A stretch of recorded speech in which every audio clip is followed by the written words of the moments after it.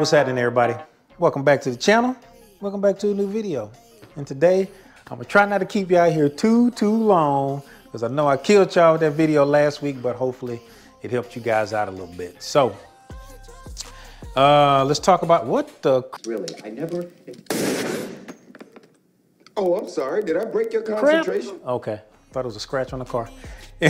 Anyway, before we get started with that though, let's talk about the question that I asked you guys on the front grille and where I should locate the WRX symbol. And Richard and Alvin, appreciate y'all's comments on that, man.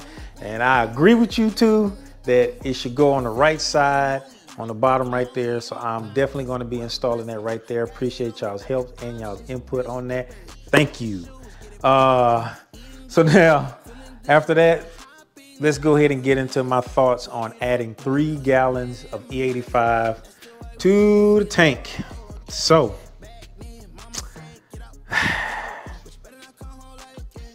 when you're putting it in the car, do you notice it right away? Does it sneak up on you? Or is it like, whoa, okay? It's more like B. It's like, oh my God. I'm really starting to understand how much these cars like E85. Because man, it's like once I got from, it was a full tank, and then once it got down closer to, you know, 3/4 tank, man, I started feeling it like that. The car adapted to that change in the fuel, and man, the throttle response it improved a ton more. It's more noticeable now, I think, because I was able to run 93 octane in it to run out anything else I had in there. So I got a chance to roll on the car with just 93 octane to get a fresh start with 3 gallons of E85, which is probably how I should have did the other one. I could have kind of did it in stages. I kind of did the 1 gallon, and the next fill up I did 2 gallons, but this time 93 octane and then right to 3 gallons. So the throttle response was way better, man. I mean, the car is just super happy. And since I've been doing this little testing with the car, with the E85 added to it, I haven't had my damn drop once in that whole period of time. I may have some fine knock learn events. If I turn the AC on, you're definitely gonna get that, because it's pretty normal to get 1.41 whenever you turn your AC on. But even then, when I had the AC on, I got a 0.70. I never got the 1.41. So it did help. Excuse me, it did help out quite a bit. And then just the car feels it's more torqueier. The throttle response, as soon as you get on it, it get up and goes. It spools up fast, man. It's a kick in that. I'm starting to, let me not say that. It's a kick in the rear end when you put them 3 gallons of E85 in there. It really does wake the car up quite a bit, to the point to where I am seriously getting used to this. And God dog it, I can't wait till they come up with a solution that's not gonna interfere with the green speed thing going on with COB, so that we can have ourselves a flex fuel. So I can actually really do a flex fuel kit in here, and I can put as much E85 in here as I want.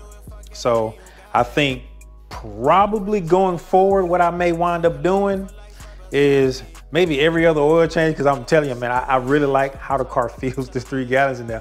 Maybe every other gas, every other fill up, I might do 3 gallons of E85 and see what's up with that, because I mean, goodness.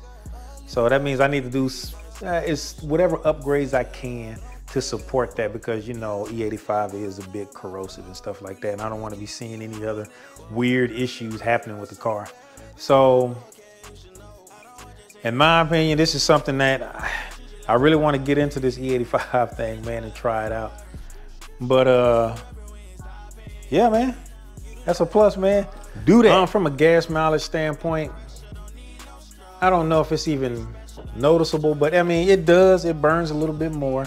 And like I told you guys before, there is a difference in like on the access port from the coolant temps that I'm seeing on there. The coolant temps, like usually if I'm just running 93 octane, the highest been before, I see 91, maybe 92 at the highest.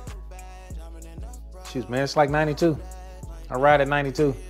But adding the E85 in there, I'm assuming, you know, the car's running a little bit.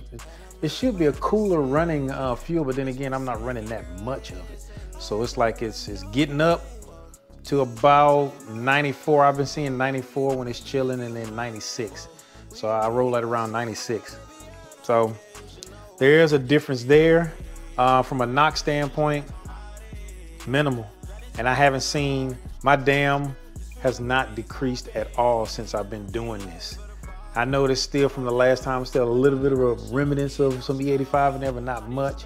But in the past, let me see, 3 tanks of gas, usually every tank of gas, I have an instance where my dam drops. At least a 688 or sometimes 512. But I haven't seen anything. So it's definitely a plus if you add it to that. So if you are having some sort of fuel issues, or if you're having issues with knock, one thing that may help, and it could be because of your fuel, you can drop 3 gallons of E85 in there, and that'll help your situation out, at least till you figure out what the actual cause is. It's not like a fix. It's kind of like putting a little Band-Aid on it. But so far, I have no complaints, man. Haven't seen any weird issues, nothing wrong with the car. Car runs perfect. If anything, it runs better.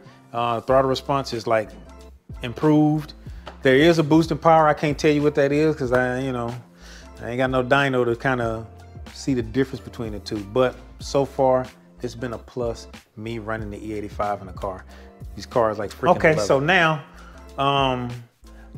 just to give you guys a short, small little update on how the oil pressure gauge is doing and the sensor and the dual sensor adapter that I put on there from Killer B. Still no leaks whatsoever. So not seeing any issues, loving it. I'm kind of gathering up my data for that, so I'm gonna give you guys a pretty good review on that thing and how it's actually functioning, how it's working, and how it helps you monitor what's going on with the car better. So that review is gonna be coming up, but like I said, I wanna drive on the car a little while longer and try and gather up, a little bit of data so I can share that with you guys. Everybody, thank you guys, Richard and Alvin, for your input on where to put that WRX symbol. I agree with you guys, appreciate it. I'm definitely gonna be putting it there, and when I do, you guys will see it. Thank you guys for all the support that you guys have given me on the channel, man. I appreciate y'all, man. This is a fun experience for me to do this. So thank you. And what I want to tell you next is, y'all already know what it is, man. Like, subscribe, hit that bell notification. Make sure you hit all so you get notified whenever I put out a video. And until that next video, man, peace.